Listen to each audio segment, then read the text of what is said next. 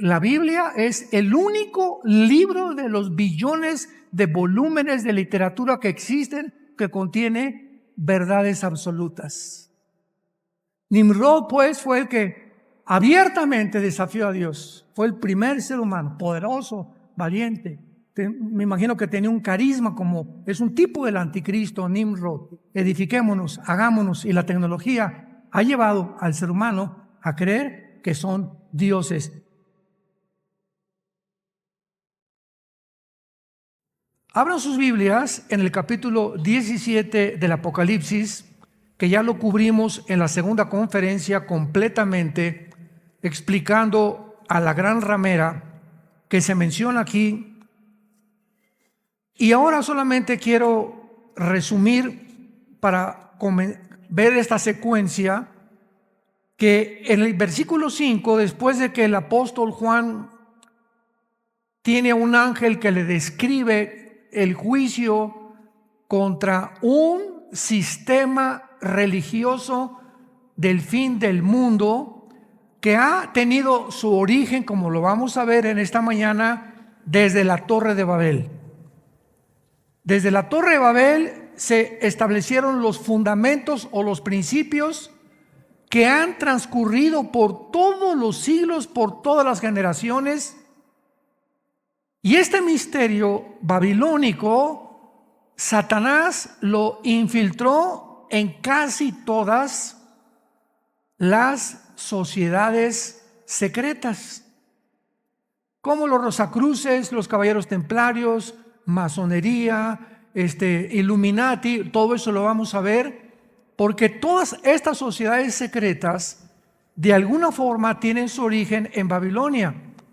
Y vemos que a través de toda la historia hay un principio inequívoco y clarísimo, un común denominador, que es todos los faraones, todos los césares, todos los dictadores, todos los gobernantes a través de la historia han querido o se han creído ser dioses.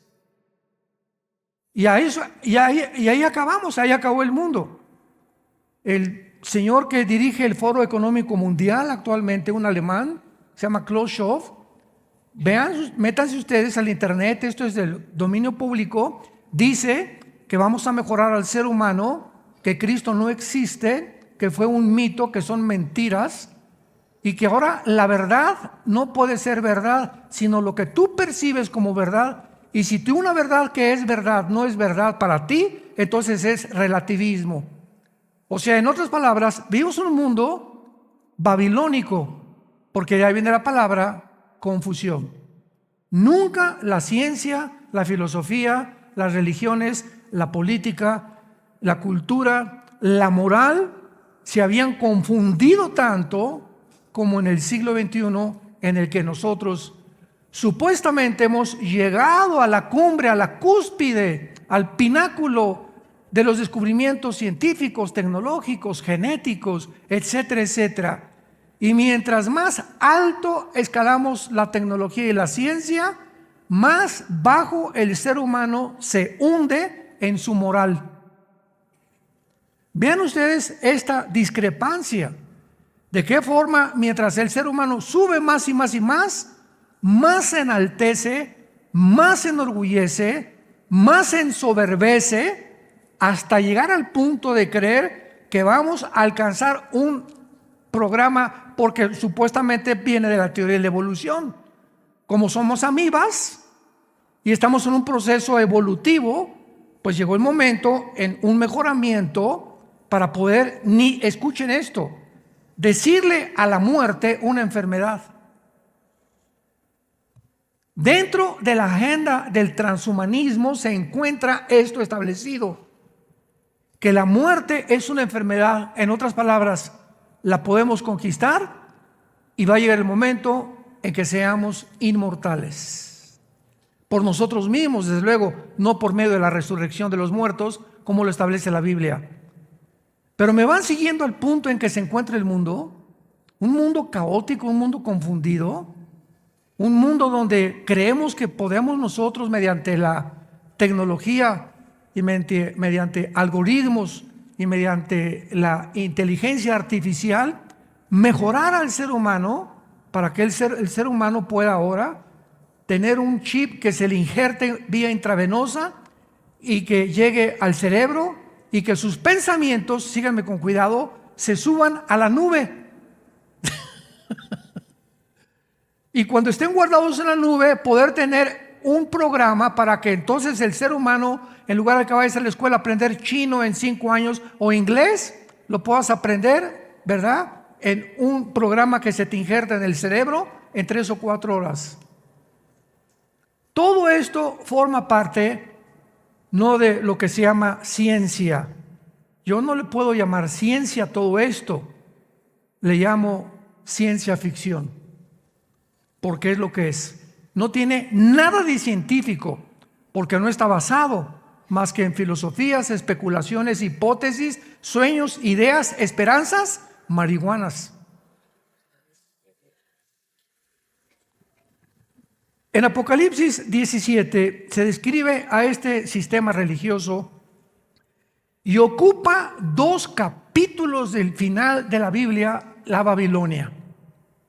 Y encontramos en el capítulo 17 a la Babilonia religiosa y en el capítulo 18 a la Babilonia comercial. Ahora, esto es muy importante. No podemos nosotros en la Biblia espiritualizar regiones geográficas cuando la Biblia ubica a Babilonia junto al río Éufrates.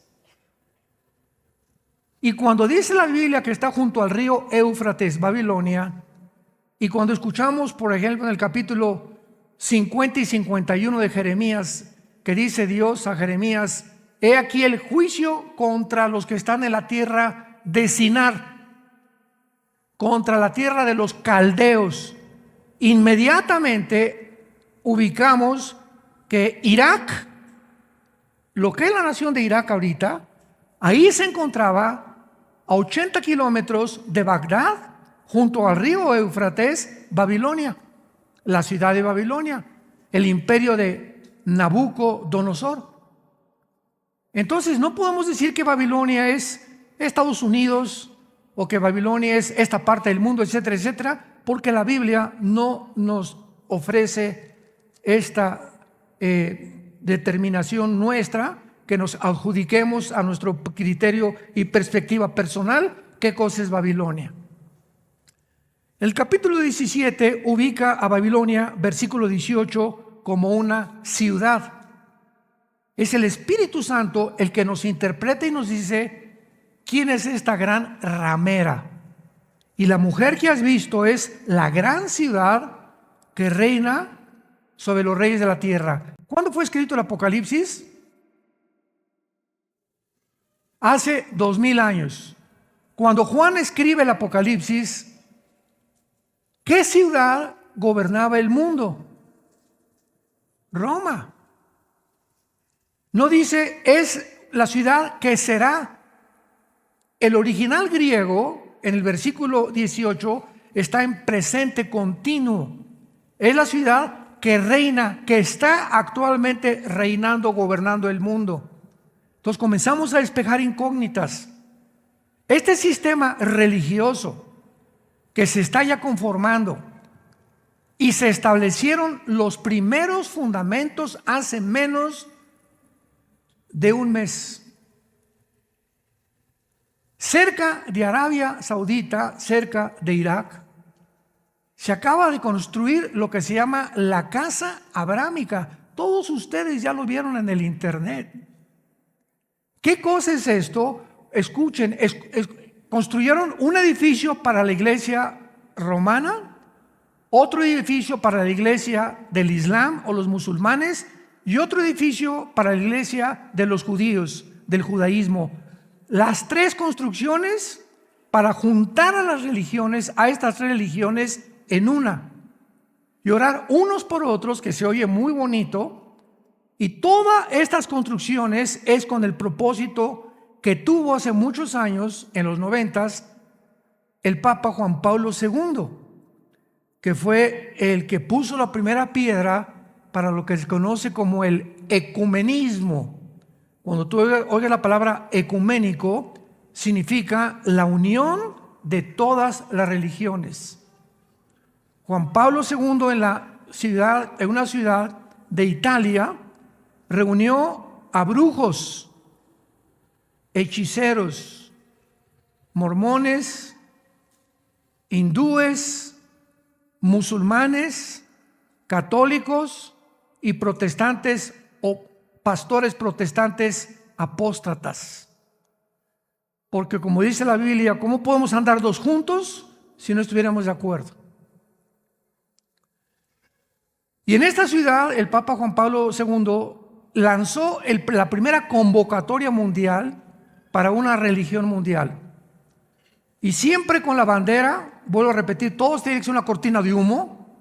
Nunca las cosas que oímos son como suenan. Siempre hay detrás una gran mentira en todo lo que está pasando en el mundo, con la cortina de humo de busquemos la paz. Y se oye muy bonito.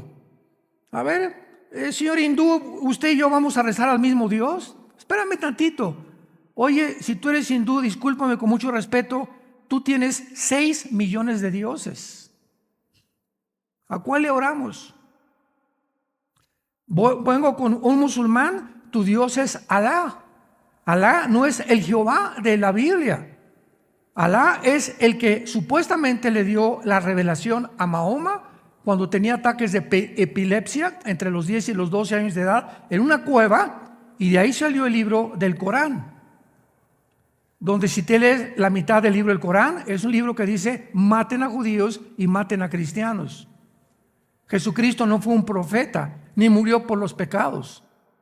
¿Cómo puedo estar de acuerdo con él? Voy con otra religión, ¿verdad? Voy con los budistas. Oye, pero tú eres budista, sí. Es que el budismo es ateo. ¿Cómo?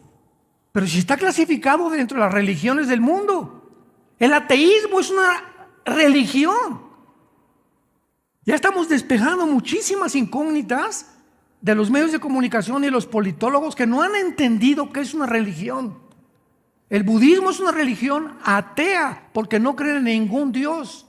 Nunca Buda llegó a nadie a guiarlos a orar a Dios. Al morir le dijo a los discípulos Buda, 300 años antes de Cristo, busquen la verdad, yo no soy la verdad.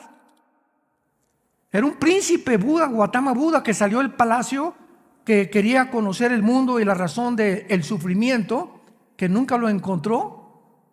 Y ahí nació el budismo, pero el budista no le reza a nadie.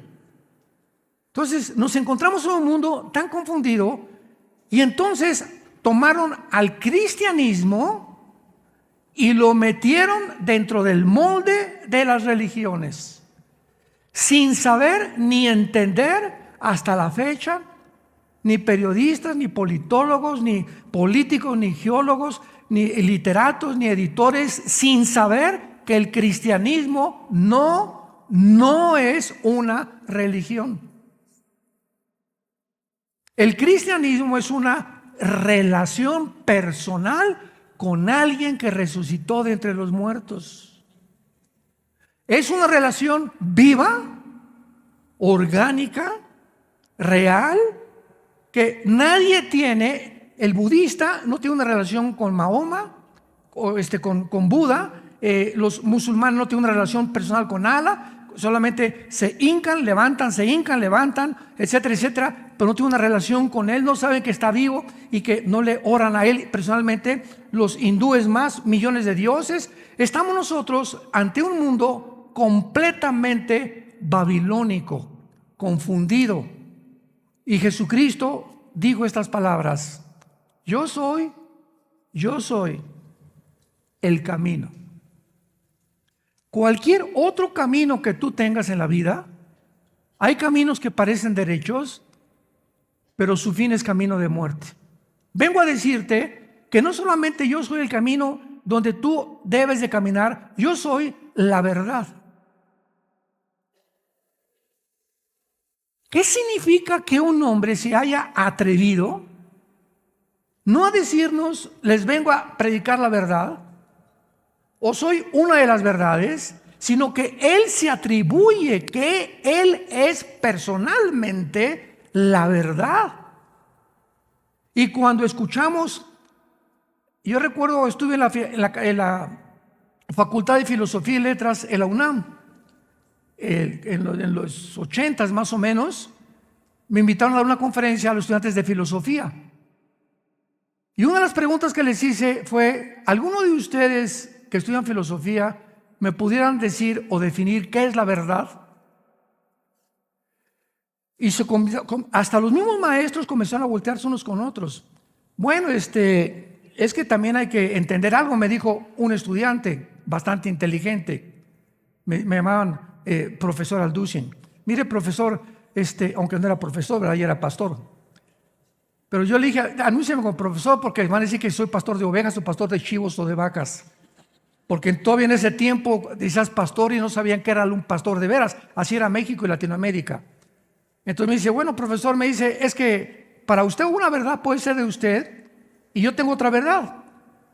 Para un homosexual, su verdad es que él puede cambiar su sexo y tener relaciones con un hombre. Para usted no.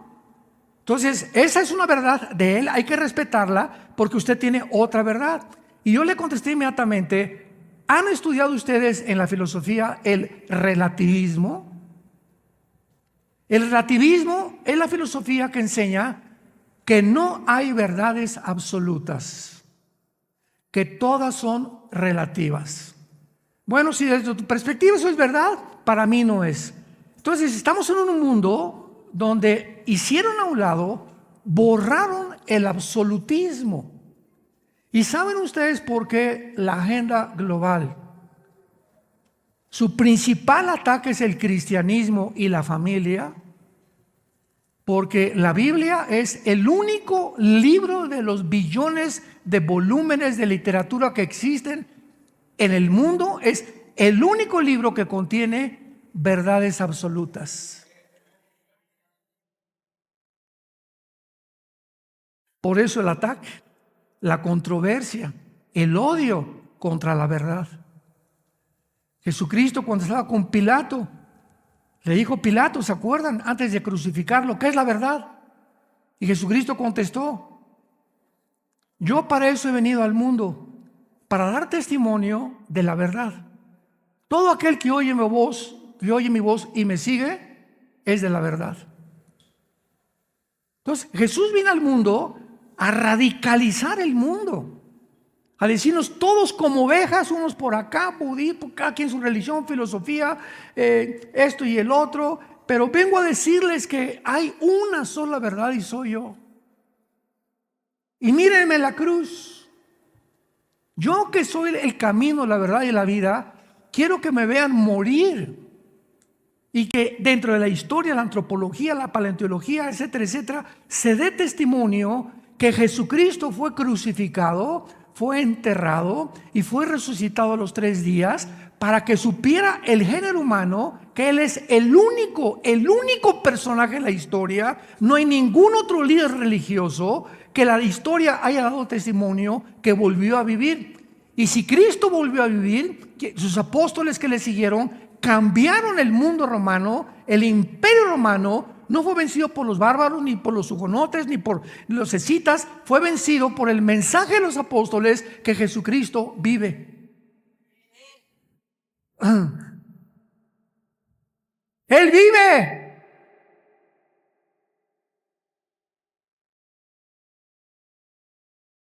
Si no hubiera sido por eso, si Cristo no se hubiera levantado de los muertos, ¿qué seguridad tendríamos algún ser humano? Siempre en los libros, fui al cielo y bajé, y vi a Adán, y vi a Caín, y vi a mi abuelita. Viste a puros demonios, fue lo que viste, que te hicieron creer que tus parientes. Eso se llama espiritismo. Pero ¿quién nos podría asegurar realmente y dejarnos un libro como las Sagradas Escrituras que nos den testimonio cómo es el cielo, cómo es Cristo, cómo es el Padre, qué es lo que existen los ángeles? Que vivimos un mundo completamente confundido, irreal, que estamos a punto en un barco que se está hundiendo y la gente sigue en la ignorancia, y muchos cristianos el domingo ni traen la Biblia a la iglesia. Ni siquiera traen la Biblia allá.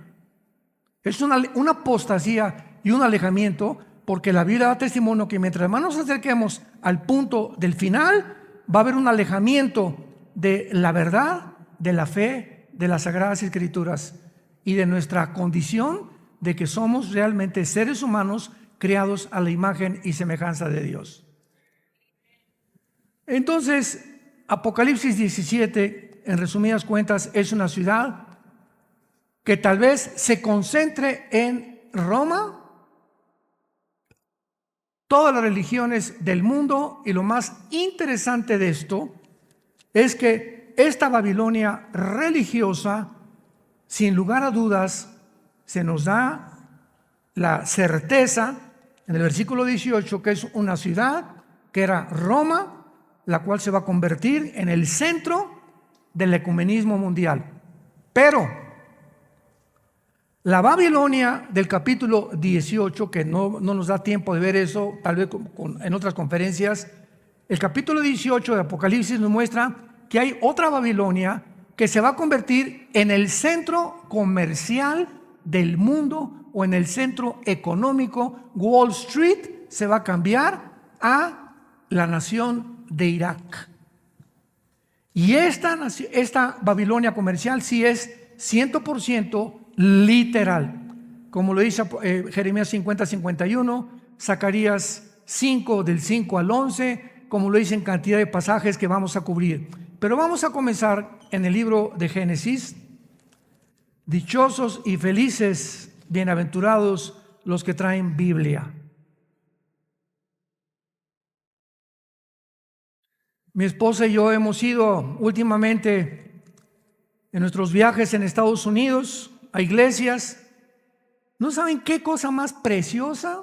Es una iglesia que tiene casi el 70-80% de jóvenes, y todos así con su Biblia ahí, con sus libretas, apuntando, coloreando sus Biblias. Casi más del 50%, todos con la Biblia en las rodillas, que es a lo que vienes a la Biblia, a la iglesia.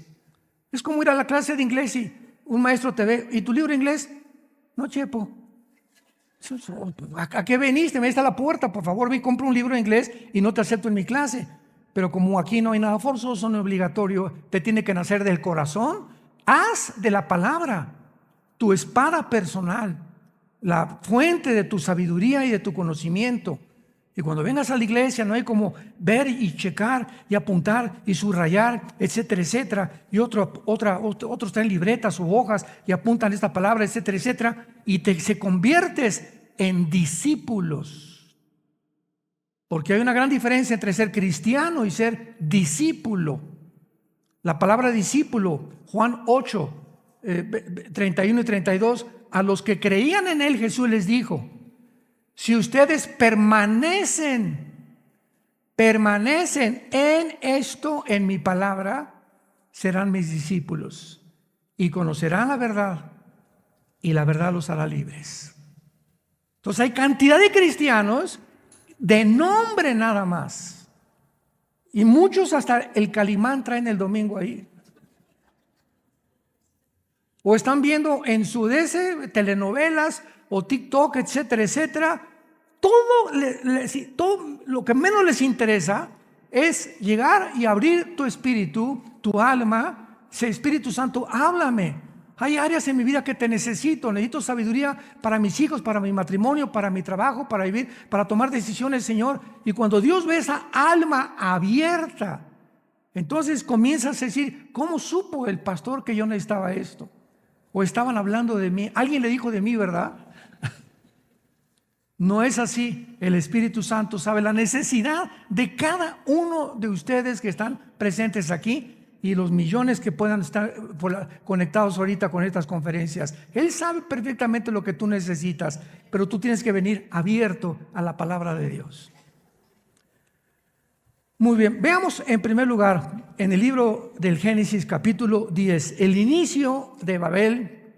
¿Quién fue el primer líder de Babel, que después se convirtió en Babilonia? Y dice el capítulo 10, y siempre tenemos que rastrear el origen para encontrar la razón de ser de lo que sucede, de lo que estudiamos o de lo que vemos. En el capítulo 10 del Génesis dice la Biblia, versículo 7, esto es importante, los hijos de Cus, ¿ya saben quién fue Cus?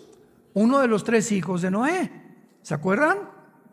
Cuando Noé metió al arca a su esposa, a sus 3 hijos y a sus 3 nueras, se llamaban Cus, Jafet y Sem. Los 3 hijos de Noé, de los 3 hijos de Noé, Sem, Jafet y Cam, descendemos todos los seres humanos. De Jafet descienden todos los anglosajones, porque el arca aterrizó, ¿verdad? O descendió sobre los montes Ararat, de acuerdo a Génesis 7 y 8. Cuando el diluvio bajó, el arca descendió sobre los montes Ararat, que se encuentran en Armenia, que están casi junto a Turquía. Y de ahí, de ese punto geográfico, se comenzó a poblar el mundo. Jafet pobló Europa, los anglosajones, o todos los de piel blanca y ojos claros. Los semitas poblaron todo el Medio Oriente, Asia Menor y el Asia, que son árabes principalmente y judíos, y algunos asiáticos que son semitas. Y Cam pobló el continente africano, que se llaman camitas, de donde vienen los cananeos.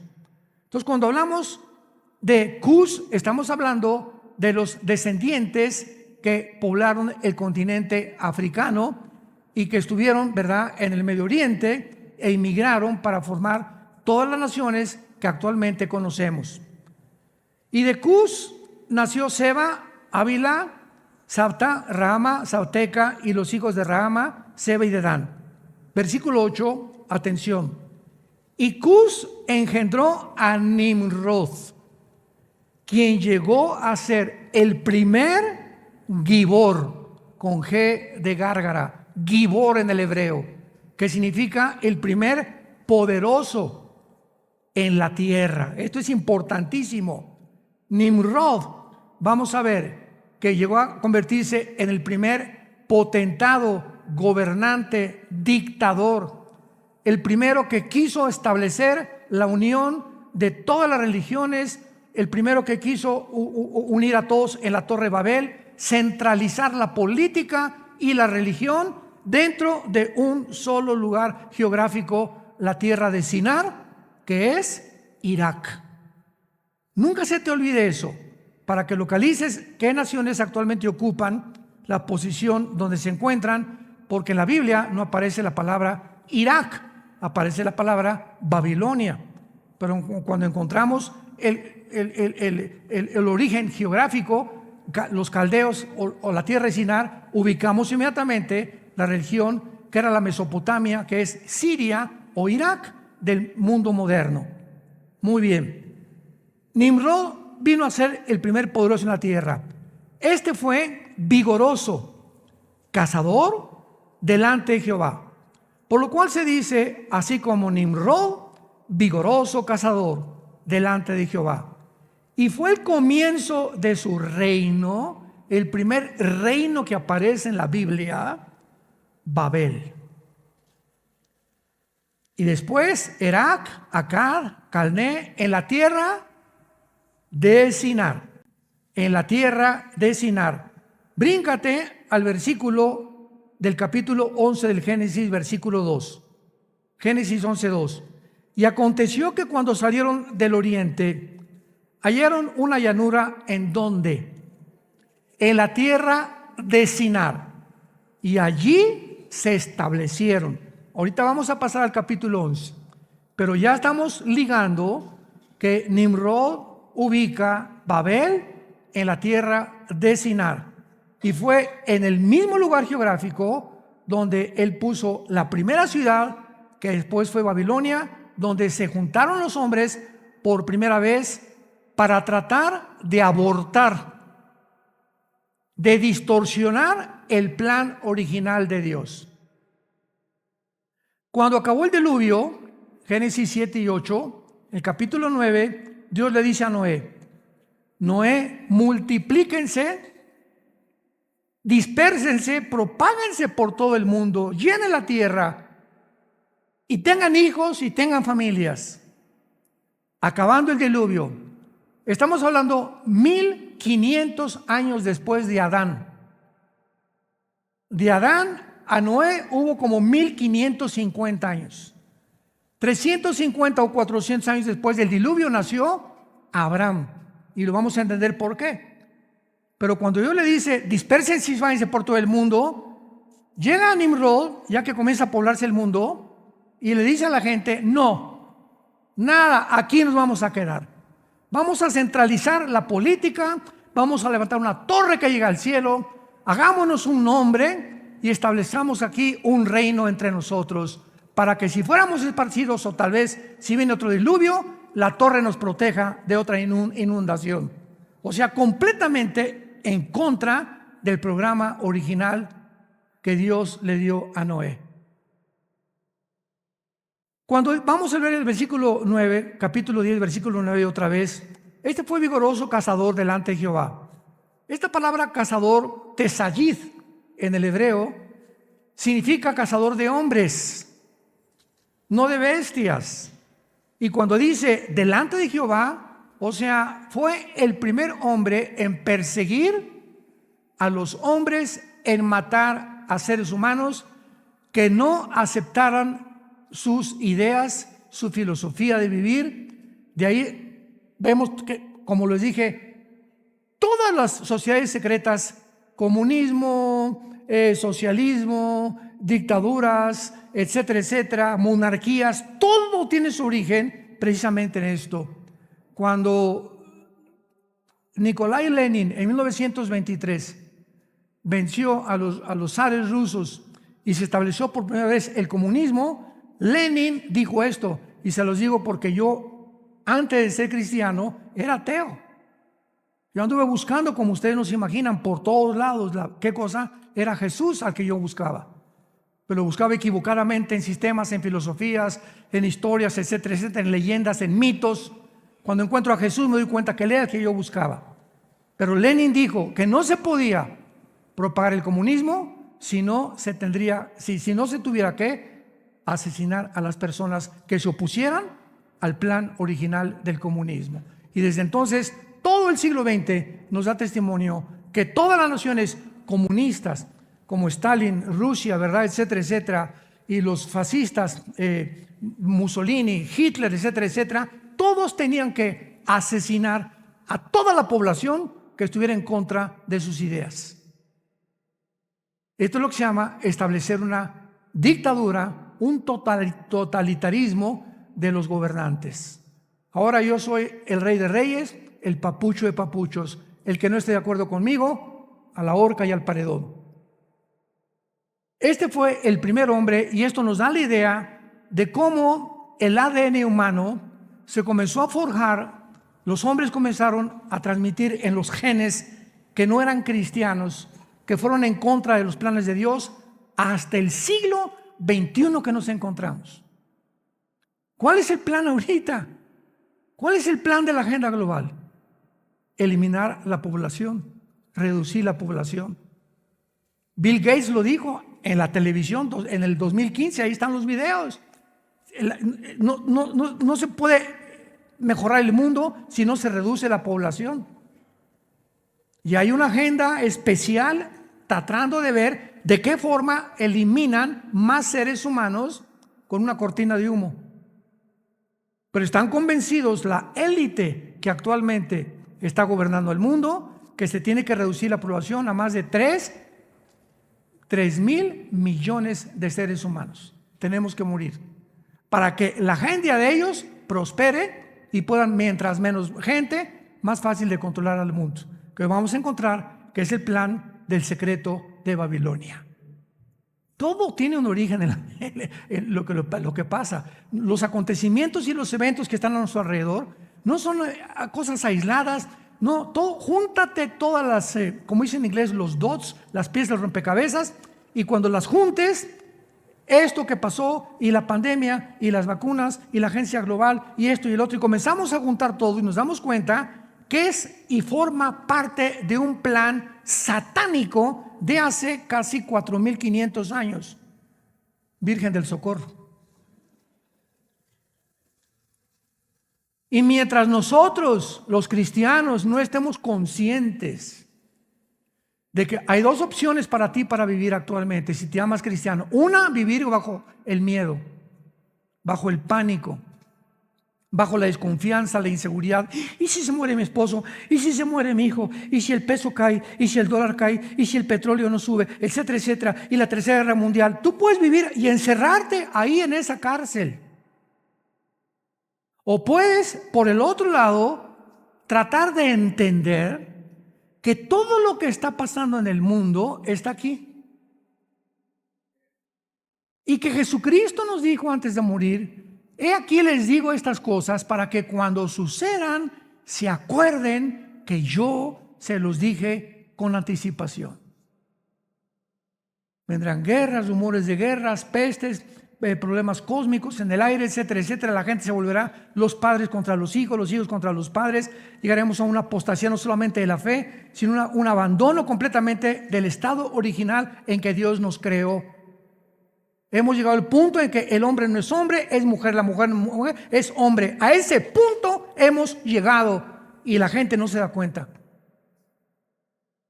Y si no te das cuenta, el ambiente, el medio ambiente que está a nuestro alrededor, vives en el limbo. Vives, ahora sí que en el programa ese que están desarrollando, ¿verdad? Mark Zuckerberg, el de Facebook. Vivir un mundo irreal que te pones unas cosas aquí, unos anteojos y te transportas.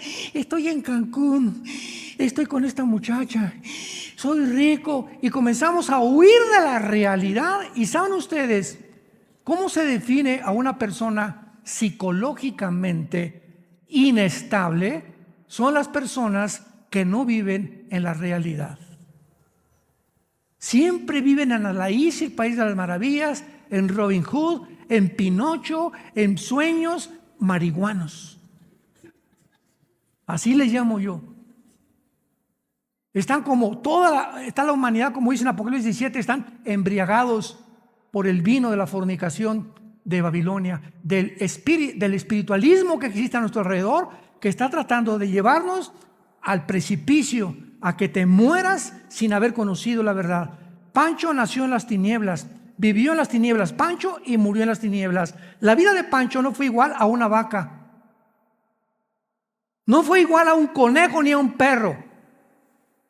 Pancho trabajó, estudió y se levantaba, iba al trabajo, estudiaba, regresaba en la noche, roncaba como camello, se levantaba en la mañana y toda su vida fue esa rutina: trabajar, comer, dormir. ¿Para qué? Pues para hacer dinero, para comprar una casita, para tener más dinero. Y cuando Pancho encontró mucho más dinero, descubrió que eso no era lo que buscaba. Ahí encontró que no está la felicidad, ni tampoco la razón de ser en tener demasiado dinero. Y eso es lo que la gente está soñando. ¿Qué carrera sueñas? Una que deje dinero. No, si yo tuviera un Cadillac, si yo tuviera esto, si tuviera esa casa, si tuviera por aquí, por allá. No, los ricos son esto, los pobres dicen, si nosotros quisiéramos, ustedes son los que nos han hecho vivir como vivimos. Tenemos que darle un golpe de Estado, quitar ese presidente, quitar ese gobierno, para que el proletariado quite la burguesía y la burguesía comience a ser sucumbida. Y el gobierno del proletariado, que fue el sueño marihuano de Carlos Marx. Yo lo veo tan claro ahora, pobre hombre, ¿verdad? Creía que la lucha social entre dos clases era el resultado del problema humano. Soy Sigmund Freud, el médico vienés y psicólogo. ¿Qué dijo Freud? No, el problema del ser humano está en la infancia, en la sexualidad infantil. Y comenzó a tratar de hipnotizar a sus pacientes neurasténicos para traerlos de la conciencia a la inconsciencia, al subconsciente, y hipnotizados tratar de ayudar en su subconsciente, mejorarlos, y al regresar a su consciente pudieran mejorar. ¿De cuál fumó Freud? El padre de la psicología, Virgen de la Macarena. Y ahora, si quieres un libro de psicología, está en la Biblia. ¿Quién es el que mejor los conoce sino Dios? Entonces, decir que el problema humano está en la psique, en la mente, te equivocaste, Sigmund Freud. El problema humano es más profundo que la mente, está en el espíritu. El problema del ser humano es espiritual, no es psíquico. Porque tú como psicólogo le puedes decir a una persona, mira, Panchita, tú eres así porque te violaron de niña, porque tu papá fue esto y estás traumada, te creciste en un orfanatorio y por eso eres una delincuente, o por eso caíste en las drogas, o por eso eres un asesino a los 18 o 20 años de edad. Ok, señor psicólogo, ya entendí por qué soy. ¿Y ahora qué hago para curarme? Te voy a dar unos chochos. El 99% de los pacientes que están en hospitales psiquiátricos los controlan por medio de pastillas tranquilizantes. Un ser humano no puede cambiar a otro ser humano, ni la medicina la tenemos nosotros. La medicina es la sangre de Jesucristo.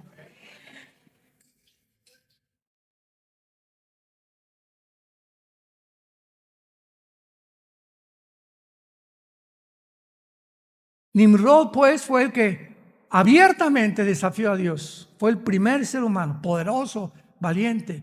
Me imagino que tenía un carisma, como es un tipo del anticristo, Nimrod. Y brincamos rápidamente a Génesis 11 para terminar y veamos lo que Nimrod hizo. Y la estrategia siempre hay que ver detrás de todo al mundo de las tinieblas o al mundo espiritual de Dios, porque no hay nada que suceda en el mundo sin que poderes cósmicos invisibles estén manejando los eventos que suceden en el mundo. Tenía entonces la tierra una sola lengua y unas mismas palabras. Y aconteció que cuando salieron de oriente hallaron una llanura en la tierra de Sinar. Ponle ahí Irak, para que siempre sepas dónde geográficamente nos encontramos. Y se establecieron allí. Y se dijeron unos a otros, vamos, hagamos ladrillo y cozámoslo con fuego. Y les sirvió ladrillo en lugar de piedra y el asfalto en lugar de mezcla. Y dijeron, vamos, edifiquémonos una ciudad y una torre, cuya cúspide llegue al cielo. Y hagámonos un nombre por si fuéramos esparcidos sobre la faz de la tierra. Vemos inmediatamente la primera intención que había en este grupo de personas dirigidas por Nimrod, que todas estas ideas eran por si acaso seguimos los mandamientos del Dios que salvó a Noé y a su familia. No queremos centralizarnos ahora en un solo lugar. Es exactamente la misma idea de la actual agenda global o el globalismo que estamos viviendo. ¿Por qué ahora, detrás del Foro Económico Mundial y de la agenda global, existe la idea de un solo gobierno y una sola religión? ¿Por qué la Biblia? Qué interesante es esto.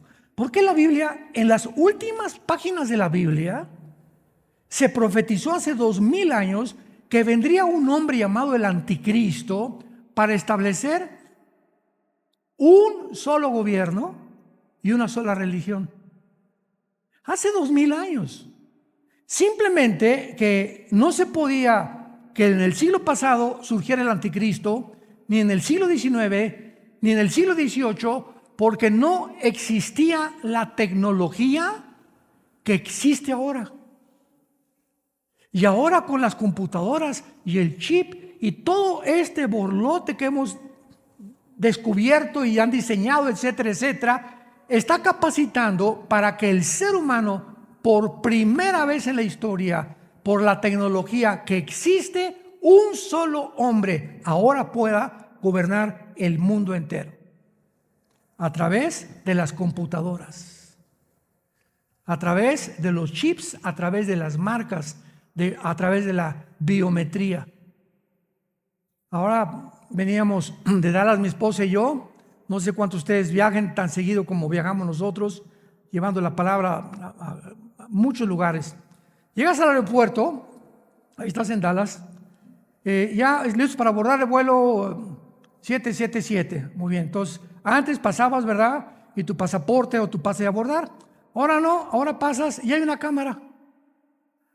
Y nada más te dicen que te pasas ante la cámara y ahí te ves la cara que tienes y una palomita verde y te dice la persona, pásele. Ya no necesitas enseñar el pasaporte ni el pase de abordar. Esa cámara, yo le pregunté, ¿quién me retrató?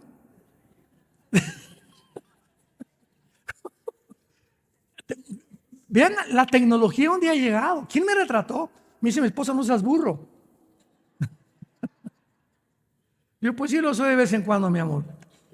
Pero vean ustedes eso, ¿no? En China, en todas las calles hay cámaras y a través de las cámaras y los centros donde se concentran las computadoras, marcan inmediatamente las computadoras qué rostros los busca la policía. ¿Quiénes son extranjeros? Ahora eso no es todo. Cuando llegamos de otro lugar al aeropuerto de Dallas, ya para llegar a Dallas, ya ven que todos con el pasaporte y pasa con la gente de inmigración y tiene que checar, tiene una computadora, etcétera, etcétera. Ahora ya no. Ahora ya llegas al aeropuerto y hay una maquinita que no tienes que meter el pasaporte ni nada. Otra vez aprietas un botón y te toma una foto y te dice prosiga. Entonces, al llegar con la gente de inmigración, ¿usted es Armando? Sí, pásele. Así de fácil la situación. La forma como ha evolucionado la tecnología. Es imposible ya falsificar pasaportes. Ahora es tu rostro el que determina claramente quién eres en el mundo entero. A ese punto hemos llegado los seres humanos. Y esta tecnología es la que ha hecho propicio el surgimiento del futuro dictador mundial que se llama el anticristo. Y lo dice claramente para terminar las aspiraciones de estos hombres en la Torre de Babel. Edifiquémonos una ciudad, o sea, levantemos un mundo mucho mejor, sin Dios, con la tecnología y la genética. Vamos a tratar de mezclar perros con seres humanos y seres humanos por aquí por allá. Ahora hay una técnica que se llama el CRISP, CHRISP, CRISP en la genética, es lo último que hay. ¿Qué es el CRISP? Que una persona, por ejemplo, que tiene fibrosis cística, que es una enfermedad que es como almacenando agua en los pulmones y se mueren porque los pulmones les estallan, es un gen, nada más un gen el que produce la fibrosis cística. Pues ahora con la nueva tecnología del CRISP, así le llaman o dentro del genoma, cortan el gen, ¿verdad? Y si le falta ese gen, agarran otro gen de otra persona, sacan uno y le incrustan ese gen para poder mejorar a esa persona que no se muera de fibrosis quística. Y hasta este momento nos parece todo, caray, si así fuera, qué maravilla, ¿verdad? ¿Cómo ha progresado la ciencia? Esa es la cortina de humo. Pero detrás de esto están tratando de alterar nuestros genes. Y han llegado al punto que ya pueden sacarte un gen, introducirte otros, cortarlos como si fuera algo que estás fabricando y están comenzando a fabricar super bebés a través de la técnica del CRISP. Este es el mundo que llegamos. Edifiquémonos, hagámonos, y la tecnología ha llevado al ser humano a creer que son dioses. Y finalmente dice, hagámonos un nombre. Todos los seres humanos tienen ganas de ser reconocidos. Pintores, deportistas, políticos, cantantes, tenistas, futbolistas, hagámonos, quiero que me conozcan, quiero que sepan de mí. Por eso tengo mi red social. Por favor, márcale aquí para que me sigan. No se les olvide seguirme, mientras más suscriptores todo, y se desata una guerra interna mental entre nosotros de competencia. ¿Quién tiene más seguidores? Imaginémonos al punto que hemos llegado. Y el momento en que ya llegué ya a los 25,000, llegué a los 100,000, ¿y qué? ¿Y qué? Cara de aguacate. ¿Qué hayas llegado a eso? O sea, eso es tu aspiración. ¿Eso te hace feliz? Es que es el momento que ya me reconozcan, el momento que ellos sepan, el momento que me aplaudan, el momento que sepan que yo soy Juan Camaney y que yo soy el mujeriego y el mundo me importa poco. Como dice la canción, ¿verdad? Me gustan las altas, las chaparras y las chiquititas, solteras y viudas y divorciaditas. Ah, ¿verdad? No es de Marcos Witt, ¿eh? Todas las rancheras en mi tiempo me las aprendía. Pero es el punto que hemos llegado. Soy esto, hagámonos, quiero tener un nombre, todos quieren ser famosos, todos quieren tener aplauso, todos quieren tener reconocimiento, y ha enfermado esto al ser humano. Y ahora a través de las redes sociales se han convertido en una verdadera enfermedad. La Biblia dice, no busques grandezas, búscame a mí con todo tu corazón y me encontrarás, porque me buscarás con toda tu alma. Padre, te damos gracias en esta mañana por tu santa palabra. Que unidos nuestros corazones en amor, oramos y te pedimos, seamos capaces de alcanzar las riquezas del entendimiento, los secretos de Dios el Padre y de Jesucristo su Hijo, en quien están encerrados todos los tesoros de la sabiduría y del conocimiento. Si hemos resucitado, busquemos las cosas de arriba, no las de la tierra, donde nuestra vida está escondida con Cristo en Dios. Y cuando Jesús se manifieste, nosotros seremos manifestados juntamente con Él en su gloria. Por lo cual también debemos de luchar, proseguir a la meta del supremo llamamiento en Cristo, presentando a todo hombre, amonestando a todo ser humano, exhortando a todo ser humano en sabiduría, en conocimiento, para presentarnos maduros delante de Dios, según el poder que actúa en nosotros y que nos hace capaces de resistir vivir en este mundo que cada día empeora más y más. Gracias, Jesús, porque te esperamos cada día. Esperamos que este día o el día de mañana estar contigo, vivir para ti. Pero mientras vienes, el vivir es Cristo para nosotros. Que cada día hablemos más de ti, que seamos como la Biblia personal y humanamente, donde tú has escrito tu palabra en nuestros corazones para que cuando la gente nos vea, sin que tengan que leer la Biblia, vean en nuestras obras y en nuestras palabras la palabra de Dios. Somos cartas abiertas, leídas por todos los hombres, para que vivamos en paz y en armonía, en santificación, irreprensibles en medio de una generación perversa y maligna que cada día se destruye más y más. Vengan a Cristo, les invito en esta mañana a todos ustedes que no lo tienen en su corazón. Tal vez te llames cristiano, pero ni amor a la Biblia tienes. Examínate.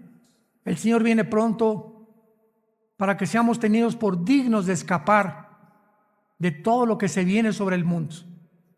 Dile, Señor, perdona mis pecados. Creo que en la cruz pagaste con tu sangre por ellos y que a los 3 días resucitaste de los muertos. Te pido en este instante